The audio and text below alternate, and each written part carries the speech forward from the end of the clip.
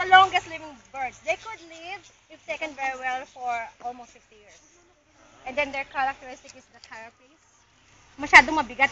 Their beak is so heavy, but they could, yes, they could, I hold, baka bawal. Oo, may manok ka. Huwag na.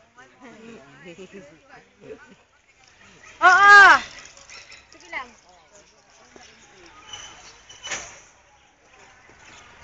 Ayan, sumunod na.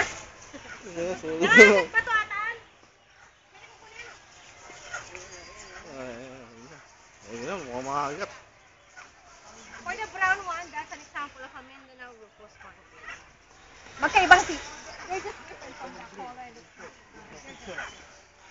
Parang matanda na ito. Pwede yung mo? Pwede? Dila. Tumabi na lang po sila. Tabi na lang. Pwede tutok mo sa akin. Hindi, naka-video yan. Tutok mo na. Ano? Picture ka rin naman. Hindi, naka-video naman yan. Dapat ako kati ko yan. Layo mo. Takot ka dyan. Umatras ka dyan. Meron ka naman sa kabilang gilid. Ayan ako. Malapit na. Okay, thank you. Umatras ka na eh.